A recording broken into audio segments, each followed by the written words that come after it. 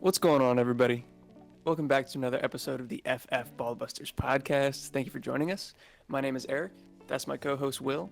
And today we are going to be diving into some rookie pick values, some Dynasty rookie pick values for 2024. We're going to talk about the trade value for each and every pick, or maybe some pick ranges within the first round of your Dynasty rookie drafts, since we are getting ever and ever closer to the NFL draft. We're only a couple weeks away.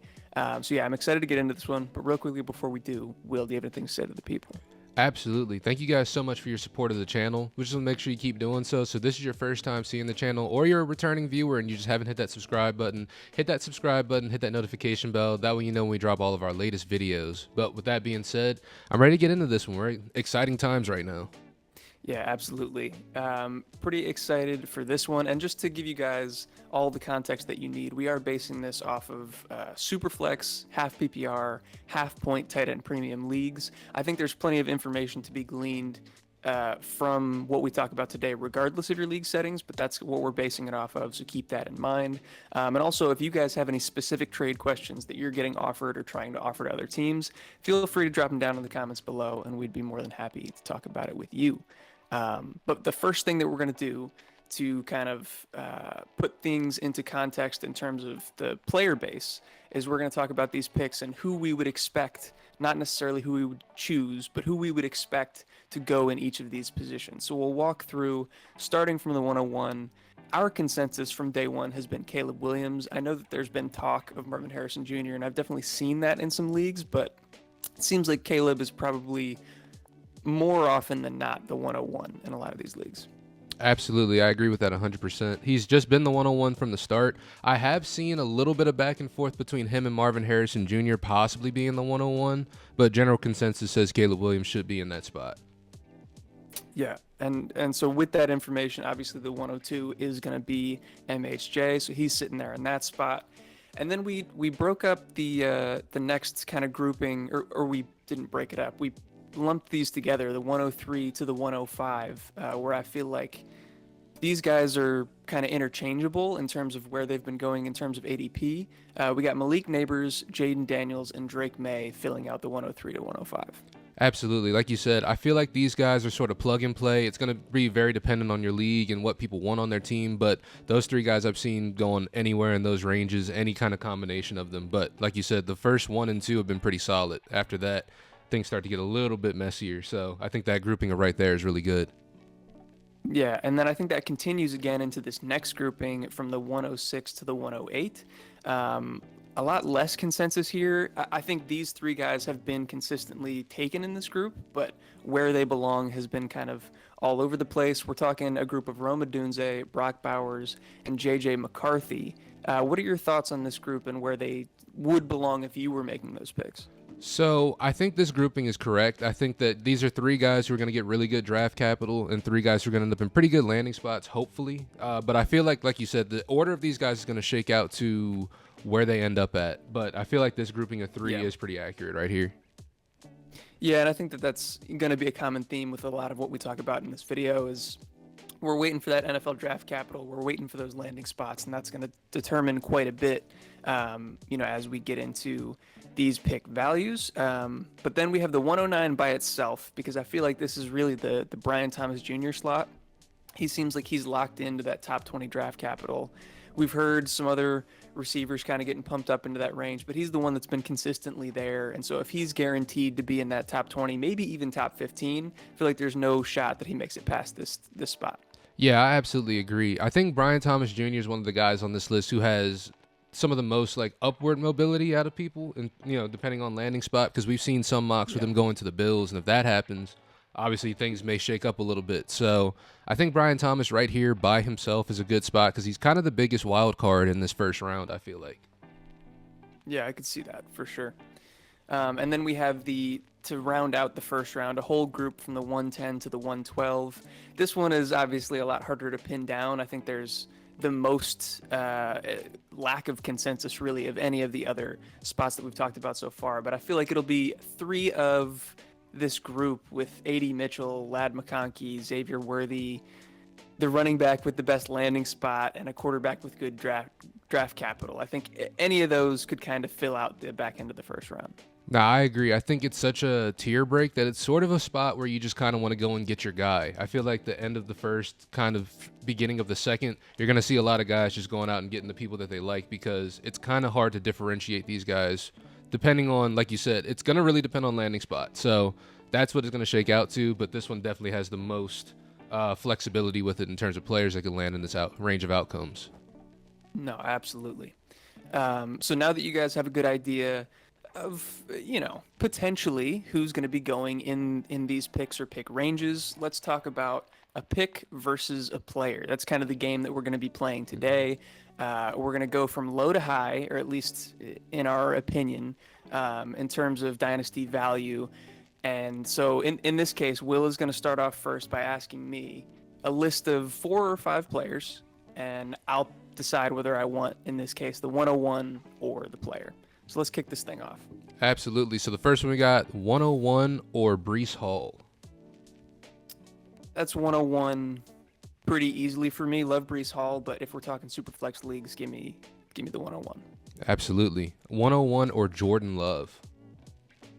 Ooh.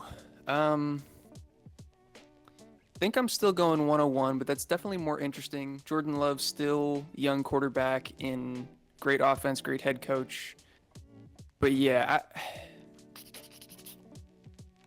I don't think that Jordan Love's a one-year wonder, but I do still have some question marks. Obviously, we haven't seen Caleb on the field yet, but I just love his upside. So yeah, I'm going to stick with the 101, but that's definitely closer. Okay. 101 or Justin Herbert. Oh, damn. That one's really tough. I feel like conventional wisdom would lead me to say Justin Herbert. We've seen what he's capable of, and especially in those first 2 seasons from a fantasy production standpoint, he was fantastic. These last 2 have been disappointing, but there's a lot of factors that contribute to that outside of just his play alone, whether it be injury or his supporting cast. Obviously, he's got the new coaching staff now with Jim Harbaugh. I expect them to run the ball quite a bit.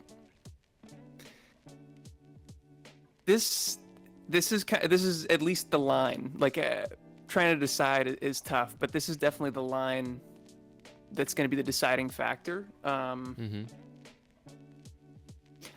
If I'm answering for fun, I think I would still take Caleb, but I think if I'm answering more logically, I would go Herbert. What would you go in this spot here? So I think me personally, I might go Justin Herbert. I feel like right now is like the easiest time in Dynasty to try to trade for Justin Herbert just because of all the negative news around, the Chargers right now with them having a fire sale and getting rid of everybody.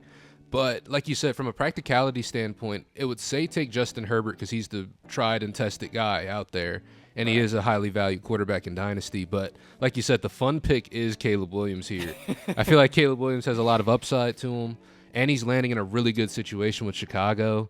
So I would probably landing spot. Yeah, I would probably roll the dice on Caleb Williams here, but it's really close.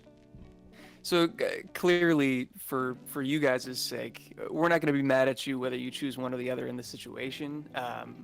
I do think the quote-unquote smart pick probably is Herbert, but there's certainly a case to be made, especially with how stacked the landing spot is going to be in that Chicago offense, that Caleb could be the guy here. But let's go on to the last one and see what we think. Yep, we got the 101 or CeeDee Lamb.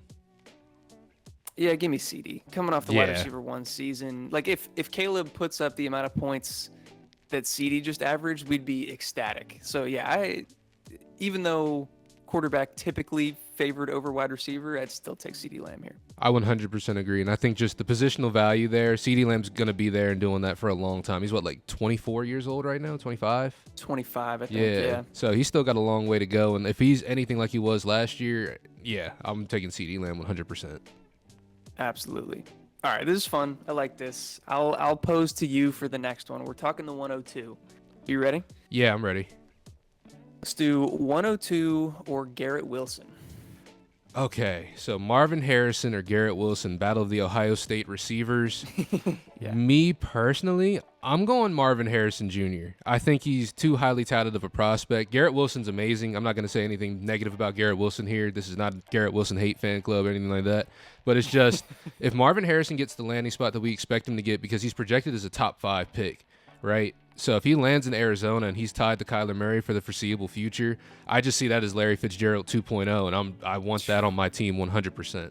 So I'm taking Marvin Harrison in that instance. No, I love that, and I would do the same. 102 or Bijan Robinson. Oh, that's tough. That's tough because they've got Kirk Cousins there now for at least however long they're going to have Kirk Cousins there. And Bijan really proved that he's a good receiving threat as well. Obviously, he's great on the ground, too. You got to think about shelf life for running backs versus wide receivers, too. I'm going MHJ, but it's close. It's really close. I'm keeping the 102. I'm in lockstep with you. I also think it's quite close. I'm curious your take on if this is an easier or harder decision, because depending on what site you look at, the rankings are a little bit different. But 102 or Puka Nacua? Now, this is a good one right here because Puka Nacua, honestly, he shocked the world last year, and I think he's going to continue to do so. I think he's going to be great for the Rams for the foreseeable future. So do you want to get the guy who may do that on the field or the guy who is doing that on the field? I'm going to keep Marvin Harrison. I'm keeping Marvin Harrison for one reason only. I feel like he's going to be tied to a quarterback for a longer amount of time. With the Rams, they've got Matt Stafford. We don't know how long he's going to really stay in the league. We don't know what the situation after him is going to look like. So I'm going to take Marvin Harrison Jr., but again, this is really splitting hairs on this one. I wouldn't be mad at you going either way. That's the only thing that I can point to that makes me want to stick with Marvin Harrison Jr. there is the fact that Matthew Stafford's probably on his way out soon. So I agree with you in that instance, but it is incredibly close. And then the last one here for you, 102 or Amon-Ra St. Brown. This one's tough. I'm keeping the Sun God. I'm keeping the Sun God just because he is playing right now at a rate that I don't see slowing down anytime soon. Obviously, he's the number one target for them. They got Sam Laporta, and we thought maybe he would eat into his volume a little bit, and he did, but he's still got a hell of a lot of volume. In terms of them having a number 2 guy, they don't really have a number 2 wide receiver right now. It's like Jameson Williams, who isn't really the best wide receiver 2 you could have on a team. Now, if they bring in some target competition for Amon-Ra, maybe things would go the other way. But looking at the situation as it is right now, I'm keeping Amon-Ra right here. Yeah, no, I agree with you. And also context in general, we're looking at this in a vacuum, just total based on value, not on team construction. I think once we get into some of the more difficult decisions and some of the pick ranges, we can start to talk about rebuilder versus contender. But for the most part, we're just trying to look at these strictly value in a vacuum. But yeah, so that'll round out the 102 discussion. Let's talk 103 to 105. Okay, so for the 103 to 105, remember, guys, that's the Jaden Daniels, Drake May, and Malik Neighbors sort of range. We're looking at the 103 to 105 or Dak Prescott on this one. I still think Dak is a little underrated, but give me 103 to 105. Dak Prescott already in the discussion to not get re-signed or not be extended by the Cowboys. Yeah. And, who knows where he would go after that. Give me the young quarterbacks or a guy like Malik Neighbors here. I agree with that one 100%. I think, especially with all the stuff going on right now in the news cycle, but I will say now is probably an easy time to try to trade for Dak Prescott as well because of the news cycle. So if you want to take advantage of that, now's the time while he's still effective. Agreed. 103 to 105 or Jalen Waddle. Ooh, it's interesting. I think I've kind of done a 180 on Jalen Waddle where I'm back in favor. I think that he's got a decent season coming. But just, at least with his market value right now, it's definitely going to be below what you're going to get at the 103 to 105. So even if we're not talking on the field production, I think you could trade the 103 to 105 or the selected player for probably more than you can get Jalen Waddle right now. So I'll go with the picks. I absolutely agree with that, especially looking at a prospect like Malik Neighbors versus Jalen Waddle. I think the value kind of swings in Malik Neighbors' favor. Yeah. Taking a look at the 103 to 105 or Chris Olave.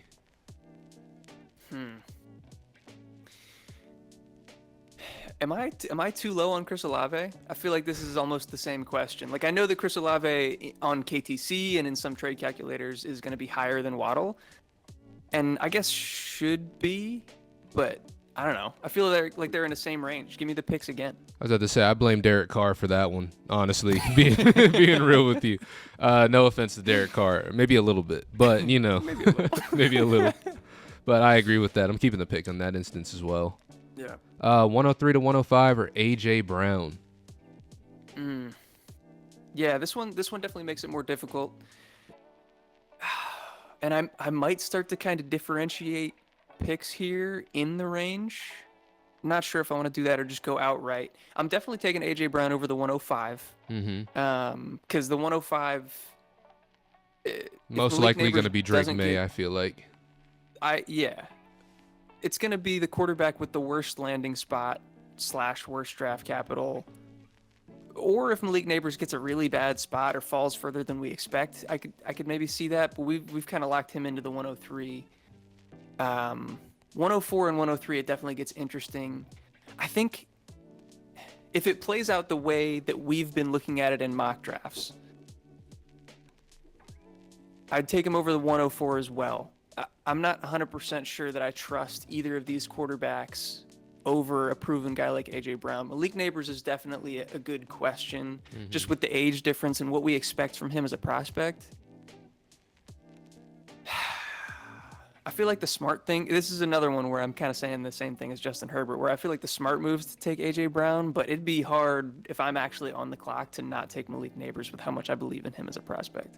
Yeah, I think especially depending on where he lands at. Like if he lands with the Chargers, something like that, I'm definitely taking Malik Neighbors there 100%.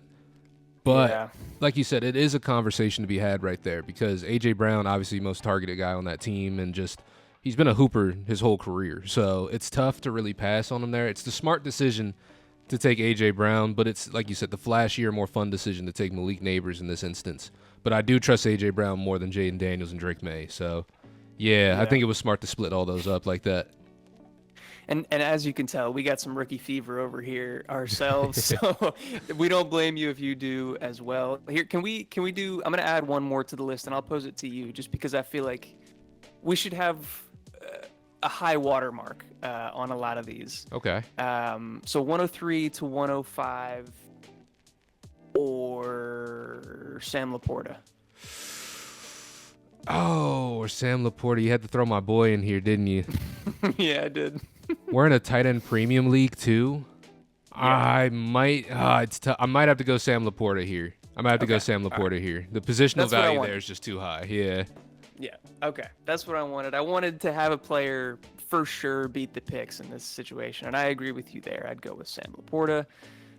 Let's move on to the next grouping here, 106 to 108, and we'll start off on the low end, or Jackson Smith and Jigba. So I think I'm generally a little bit lower on JSN than everybody else, but at the same time, I do see the value in JSN, and I do see that his time is coming. It could be this year, it could be the year after, but he is going to get his at some point.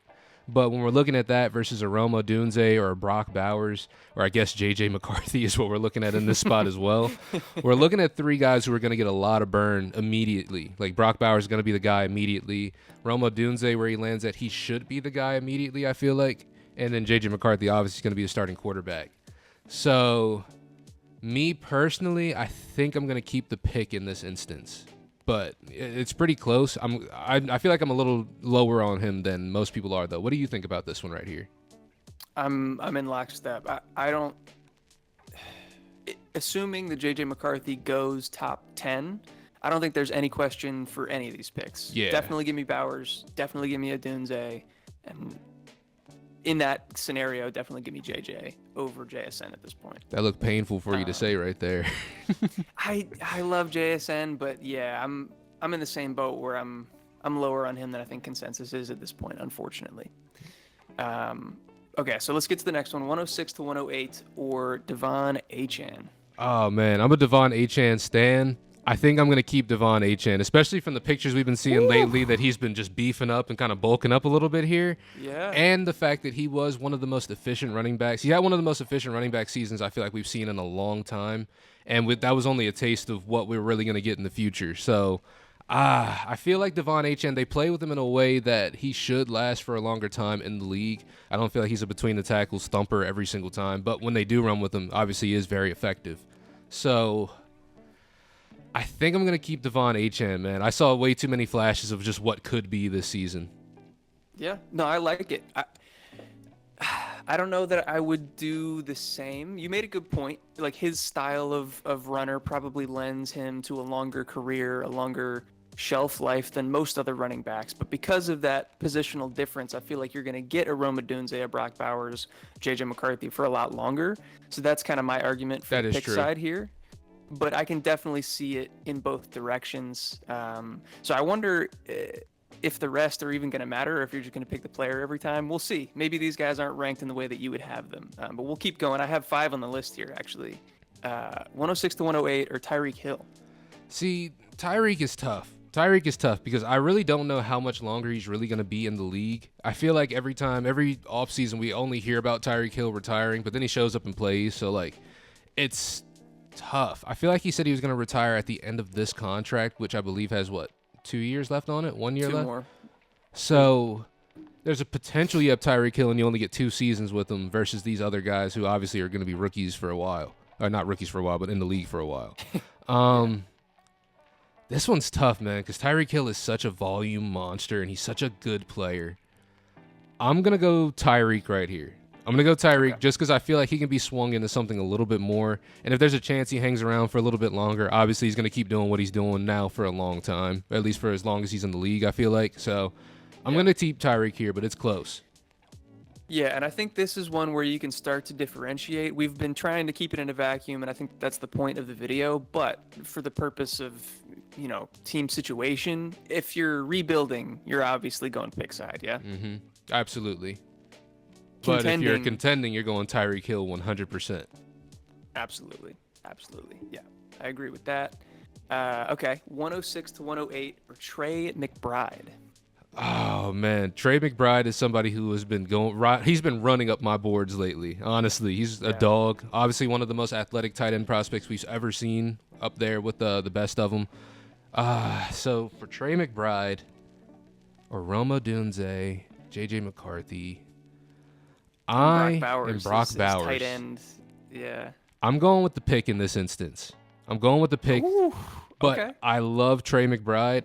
I just think if you're looking at Trey McBride versus Brock Bowers, it's not much of a differentiation there, or in fact, it may swing in Brock Bowers' direction there. Roma Dunze should get good draft capital where he lands in the place where he is the number one guy. Who's throwing the ball, I don't know. So it's a little tough right there. And then J.J. McCarthy, like you said, if he's top 10, it's sort of a no-brainer in that instance, but this is really close right here.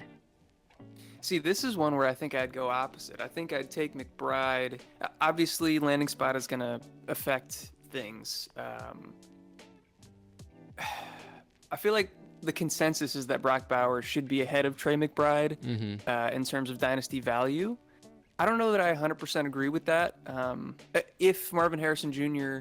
ends up in Arizona, just to kind of pick your brain here, do you think that that's a negative effect due to less volume, or do you think that's positive and just helping the offense in general for Trey McBride? I think that's positive. I think that's just less guys that Trey McBride really has to worry about. That's less double teams going his way.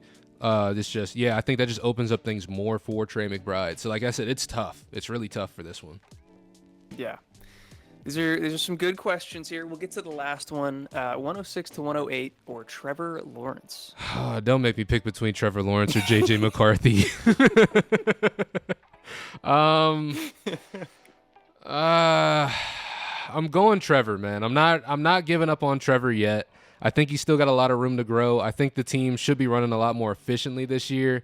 Man. Like I said, it's a tough one to pick between. I'm keeping Trevor here, but it kind of hurts a little bit.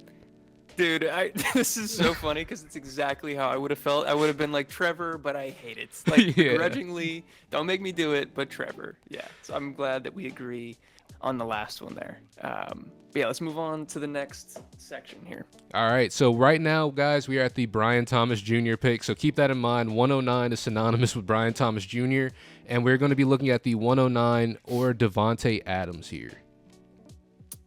Love Devontae Adams. Still quarterback question marks. He's what, 31 at this point? Yeah, he's getting up there. I'm not 100% sure off the top of my head. I can check real quick. Yeah, it's regardless. He's over 30. Yeah, give me the 109.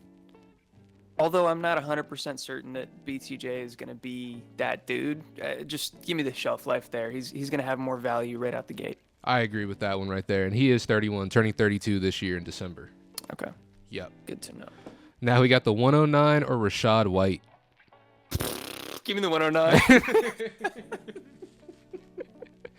Now, I guess if we want to have a conversation about this, Rachaad White, because I know people in the comments, they get here, they're going to be like, well, Rachaad White had a great season. Okay, yes, he did. I'm going to give you that. He did have a great season.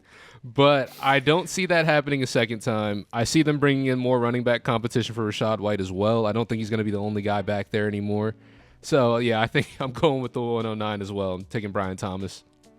So I do. We've been known Rachaad White haters. Yeah.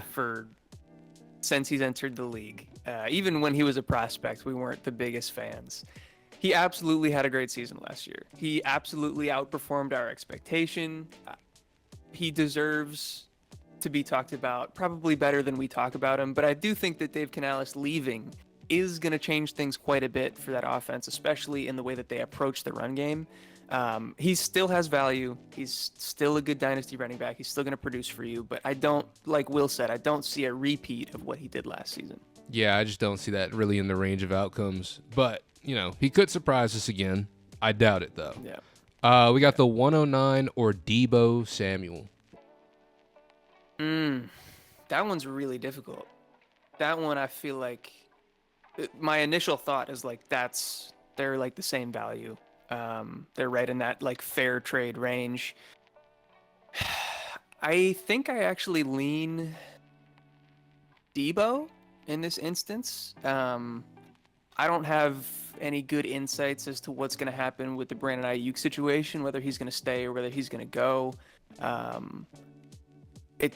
There's been a ton of buzz about him changing teams, and him and his brother have been posting about what team he's going to play for next year and all this stuff. But Deebo had an under-the-radar good season last year. He's still only 28 years old, I believe, so he's got some shelf life left on him, and especially if he goes back to being the lone wide receiver one there in San Francisco, he could be a top 5 wide receiver, at least in like redraft leagues.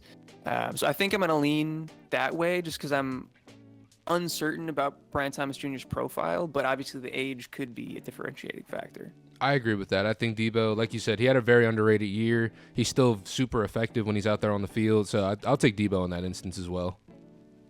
And we've got the 109 or Jordan Addison. Yeah, give me Addison.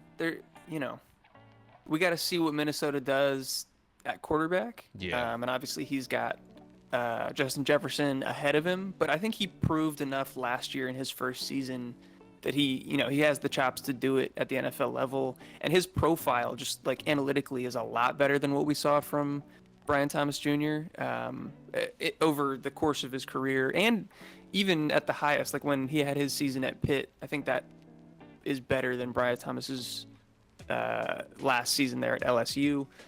Not that that's necessarily what's making the decision, but yeah, I think I'll take Addison here. I agree with that too. I feel like Jordan Addison had a weird sort of career arc last year where he was getting a lot of fluky fantasy points where then it turned into, all right, this guy is actually really good. So I think I'm going to keep Jordan Addison there too. I like it. All right, so that will lead us into our last grouping here. I hope you guys are enjoying so far. Again, if you guys have any specific questions, whether it be trades that you're offered, trades that you're offering, or questions about kind of these ranges that we've talked about so far, drop them down in the comments below. We'd love to talk to you about it. But let's move on to this last group. We're talking 110 to 112, which again, Could be any number of guys. In this range, we're probably looking at A.D. Mitchell, Lad McConkey, Xavier Worthy, whichever running back gets the best landing spot, or a quarterback with good draft capital. Some grouping of those type of guys. 110 to 112, or Josh Downs. This one was really tough, but when I kind of think about the players going in this range, I think I'm going to keep Josh Downs in this instance. I'm going to go with Josh Downs here. I really liked how he played last year, especially from second half of the season onward. He was really heavily targeted. Now, is that going to continue with Anthony Richardson at the helm? Honestly, I think so. I think that was actually when the rise of Josh Downs was starting, when Anthony Richardson eventually got hurt. He was starting to emerge and then became one of the more, favorite targets out there. I don't know, man, because I've seen a lot of Brock Bowers to the Colts too, and if that happens, they may eat into Josh Downs' role as well. But if I'm looking at like a Josh Downs situation versus like Xavier Worthy, I'm probably going to keep Josh Downs there. That's fair. So, okay, let's break it down to players then, because this was supposed to be the low end, but I agree with you. I think Josh Downs is underrated in Dynasty right now. Mm-hmm. I would agree if it's Xavier Worthy versus Downs, I'm taking Downs. If Jonathan Brooks goes to the Cowboys, I'm taking Jonathan Brooks. Okay. Jonathan Brooks. If A.D. Mitchell is a top 25 pick. Ooh, I'm going A.D. Mitchell probably. Okay. Yeah. If Lad McConkey is a first rounder, maybe. Well, I don't know if I want to pick a team, but if he's a first rounder. If Lad McConkey makes it into the first round, I'm probably taking him over Josh Downs, to be honest. Okay. Yeah. All right. So I'm glad we broke it down, because these are all hypotheticals. Maybe none of that happens, and in that case, I could see a good argument for Josh Downs. But I think that it's at least worthy of kind of playing that devil's advocate to see what would happen there. Yeah, I agree. Okay. This one's interesting, at least in my opinion. 110 to 112, or Derrick Henry. So obviously Derrick Henry's with the Ravens now, and that's kind of the perfect landing spot. If it had happened last year, it'd be even better. But obviously we get what we get. We can't rewrite history. So we're looking at Derrick Henry here with the Ravens, who are a run first team, versus these guys who, oh my goodness. Again, like we kind of alluded to earlier, team situation is huge right here. If you're a contending team, Derrick Henry is the choice here. If you're rebuilding, You're probably going to go with the pick here. But just in a vacuum of these players versus Derrick Henry, I'm going to keep Derrick Henry, I think, in a vacuum. I think he's going to have a lot more value, at least this season as well. I think you may even be able to swing him into something else next season too. So I think Derrick Henry right here is the pick. Yeah, I think I would agree with you. There's a good argument to be made in either direction. Obviously, the shelf life probably isn't going to last a lot longer with Derrick Henry, who's already over 30. Yeah. He's a different beast, so he's going to last longer than most running backs would. But I think he's undervalued not only in Dynasty, but also in redrafts. I think he could be like a top 5 redraft running back this year. And to be able to get that for a back end first, I feel like is pretty good value. Nah, I would agree with that. I think Derrick Henry for that is fair. Yeah. All right, this one is gonna suck, I think. 110 to 112, or Deontay Johnson. Dude, don't make me do this, bro. I'm going with Deontay Johnson here. I'm going Deontay Johnson. I think he's one of the best separators in the league. I think he's going to be a breath of fresh air for the Carolina Panthers and Bryce Young. I think he's going to immediately step in and be his favorite target. He's still young, too. He's like 26, I believe, 26, 27.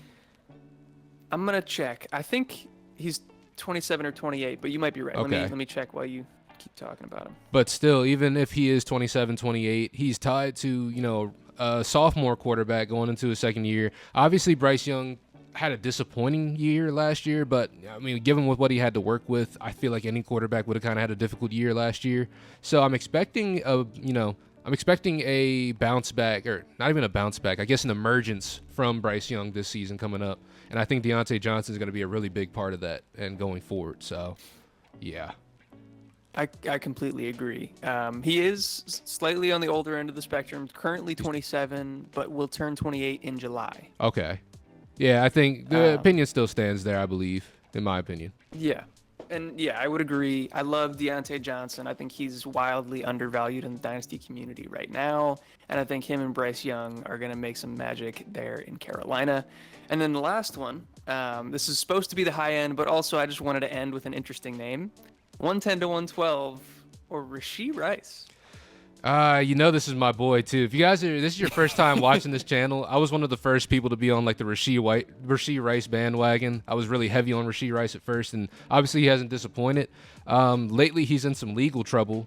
I personally don't think that's going to turn into too much. I think it's just going to kind of end up being water under the bridge at some point. But there's going to be some consequences. But nonetheless, Rashee Rice in the situation that he is in, he is the only real reliable wide receiver, not tight end. Obviously, Travis Kelce's there, but he is the only reliable wide receiver there. They may be bringing in some wide receiver competition. I feel like every mock draft has a wide receiver going to Kansas City, but I also feel like with every mock draft having a wide receiver going there, they're not going to pick one, just because I feel like that's and they also already brought in Hollywood just to throw right. that They in did there. bring in Hollywood as well. So with Rashee Rice in this instance versus these guys, I think I'm going to keep Rashee Rice. I'm going to keep the wide receiver who's tied to the best quarterback in football, possibly the best quarterback of all time when everything's said and done, but we'll get there when we get there. So I'm going to keep Rashee Rice here. Besides all the legal stuff going on, I'm not too worried about that. It's a traffic violation. It's a car accident. It's not that bad. So I'm going with Rashee Rice here, but it's close. Yeah, I completely agree with you. I think that's the smart thing to do. Actually, I might link it in the description below. We've kind of referenced that Drew Davenport series of tweets. He's like the perfect guy to go to on Twitter for these fantasy-related legal issues. And I think he posed a good case as to why Rashee Rice is probably only going to see 2-game suspension at most. That's not a guarantee. That's not set in stone. But I feel like that's probably around what we're looking at here. And if you only get 2 games away from Rashee Rice, he's proven so far in his career that he is a fantastic wide receiver and, like you said, tied to potentially the best of all time. So I'm definitely taking Rashee over these back end firsts. Anything that you want to kind of discuss overarchingly about all of these picks, or are we good to head out? So, I mean, just overarchingly, like you said, remember, guys, that we're looking at this in a vacuum. We're not looking at it from a contender or rebuilding standpoint, because obviously these answers are going to change. So hopefully you were able to take something away from this. And even with a little bit of context we did give on rebuilding and contending, you should be able to make a smart decision based on all of it. But right now, things are starting to heat up. And these picks are, they got the most value they've got right now before, anybody gets drafted and stuff starts to change. So make sure you're staying ahead of it. And, yeah, that's really all I got for the people right there. Yeah, so I hope you guys enjoyed. Like we talked about from the beginning to the end, comment down below. Let us know your trade questions. Let us know what you think about our decisions in this video. Hit that like button. That helps us out a ton. Hit that subscribe button, whether you're new or not. If you guys could subscribe to the channel, that would mean a ton to us, and we can keep that support going. And then also, if you could check, I'll let Will talk about most of the links in the description, but our Discord specifically, that's another place that you guys can come to have a good in-depth conversation with us and also join the community that we've been building over there so far. So we would love it if we could have you join up there. But before we head out, Will, do you have anything to say to the people? Yeah, as Eric alluded to, check out the links in the description to our partners over at Do Numbers and Choice Music Group. I'm wearing a hoodie right here. I believe Eric's wearing one right there too. Absolutely. So make sure you check that out for some cool merchandise, cool music. And as always, we end the video with one of the songs as well. So check that out too. But with that being said, if you guys made it this far into the video, as always, we love you. And we'll catch you in the next one. Peace. Peace. We hop out who is them, tell them all, bitch, I'm